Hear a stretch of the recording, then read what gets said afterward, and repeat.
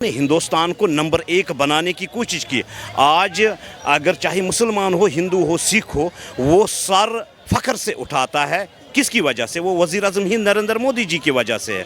आज सचमुच कश्मीर की जो हालात है, वहाँ के नौजवानों को चेंज करना, वहाँ के आतंकवाद पे ताला लगा देना, वहाँ पथराव बंद करवाना, वहाँ हर वक्त सिक्योरिटी फोर्सेस को शहीद किया जाता था। आज वो माहौल नहीं है। आज हकीकतन वहाँ मेरे ख्याल में, मैं जो समझता हूँ कि अब जम्मू कश्मीर में भी भारतीय जनता पार्टी की ही सरकार आएगी। आज कश्मीर में मोदी जी का नाम हर ज़बान पे होगा और हर दिल में होगा। वो इसलिए होगा क्योंकि उन्होंने वहाँ के नौजवानों को बचाया।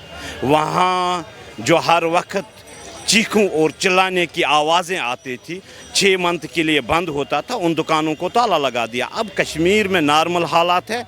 आप भी कभी आए घूमने के लिए। सर क्या नाम है आपका? जावेद कुरैशी। कहाँ के रहने वाले सर? कश्मीर से हूँ। कश्मीर से आप। सर जिस तरीके से 2024 के चुनाव नज़दीक हैं, क्या लगता है कि किसे प्रधानमंत्री होना चाहिए? ये तो मेरे ख्याल में हर एक देशवासी चाहता है वज़ीर आज़म हिंद नरेंद्र मोदी जी को। मेरे ख्याल में किसी की राय ही नहीं हो सकती है, क्योंकि इन्होंने 17 सालों का सिस्टम को चेंज किया है। तो जिस तरीके से मैं अपने जम्मू कश्मीर की बात करूं, जम्मू कश्मीर में हर वक्त हालात ख़राब रहते थे और आज का दौर है, आज वहां पे लाखों टूरिस्ट आते हैं। ये वज़ीर आज़म हिंद नरेंद्र मोदी जी ने जो कश्मीर हाथ से चला गया था, उस कश्मीर को वापस लाया। कहते हैं कि धारा 370 हटी है, इसके विरोध में है कश्मीरी लोग। काफ़ी आप कश्मीर के मूल निवासी हैं, क्या लोग हैं अभी भी वहाँ विरोध में 70 हटने के बाद? आपने खुद देखा होगा, अगर आप न्यूज़ चलाते हो तो कश्मीर में 2019 के बाद कोई एहतजाज नहीं हुआ, कोई पथराव नहीं हुआ। तो न कोई कश्मीर में ऐसे हालात हैं जो 30-35 सालों से वहाँ चल रहे थे, और जिनकी दुकान वहाँ पे चल रहे थे कश्मीर में, उनको ताला दिया। वो कौन है? वो वज़ीर आज़म हिंद नरेंद्र मोदी जी है। आपको ये समझना है, जिस कश्मीर में हर वक्त हालात ख़राब रहते थे, वो कश्मीर आज अमन के साथ चल रहा है। अगर आप देखोगे, जम्मू कश्मीर में पहले तिरंगे को कोई नहीं लगाता था। आज कश्मीर में हर गली कोचे में, ख़ासकर लाल चौक में, जिस लाल चौक को अखाड़ा बनाया गया था, वहाँ के हुर्रियत के लीडरों ने उन दुकानों को ताला लगा दिया। आज वज़ीर आज़म हिंद नरेंद्र मोदी जी हर एक कश्मीरी के दिल में बसते हैं। कश्मीरी के दिल में बसे। अच्छा सर, अगर मैं वहाँ के लोगों के व्यवहार की मैं बात करूँ, जिस तरीके से पहले बहुत ज़्यादा आतंकवाद होता था, इस तरीके से लोग घरों से निकल नहीं पाते थे, वैसा क्या नेचर है वहाँ लोगों? क्या आपस में जब आप लोगों से बातचीत करते, किस तरीके का भाव लोगों में है? नहीं, आज तो नहीं है। मैंने तो वही कहा, जो 30-35 सालों से वहाँ पे हालात ख़राब रहे थे, आतंकवाद को बढ़ाया था, वो वहाँ की पॉलिटिकल पार्टियों ने बढ़ाया था। आज जब से वज़ीर आज़म हिंद नरेंद्र मोदी जी ने हुकूमत संभाली, उसके बाद कश्मीर का नक्शा ही बदल दिया।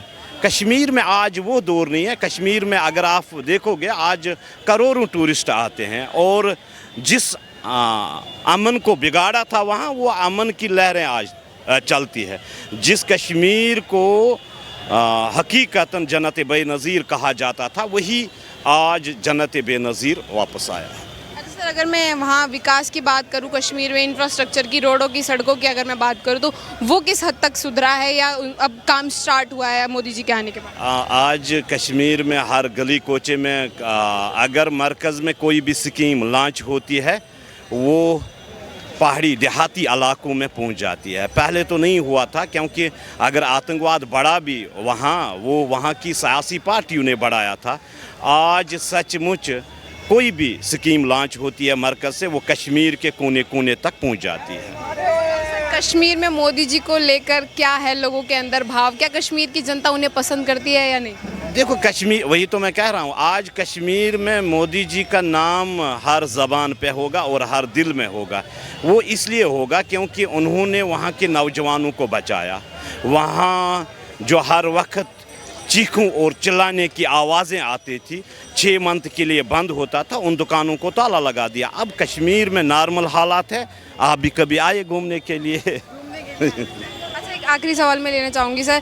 कहते हैं कि वहाँ जो है लोगों को जिस तरीके से युवाओं को पत्थरबाजी के लिए जो दिया जाता था कि 2000 रुपये लेकर के आप पत्थर फेंके, इस तरीके से वैसा कुछ सीन तो अब क्रिएट नहीं होता, या लोग ऐसी किसी गतिविधियों को अपनी बढ़ावा तो नहीं देते कश्मीर? नहीं, अभी तो वही तो मैं पहले आपको कहा, क्योंकि जम्मू कश्मीर एक अखाड़ा बना था।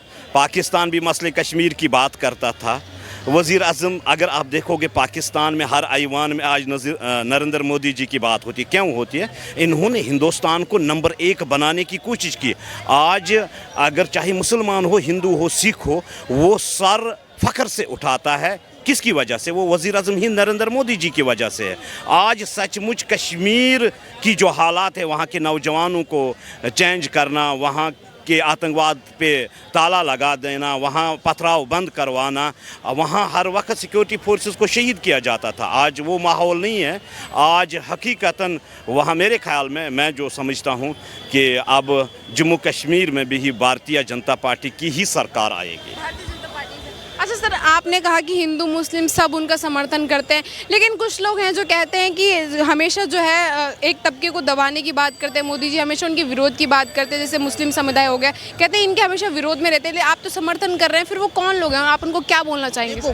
देखो वो ऐसे लोग होते हैं ना जिनके दुकानें चलती थी, उन दुकानों को ताला लगा दिया। डर और खौफ किसने लगा दिया? वज़ीर आज़म नरेंद्र मोदी जी ने।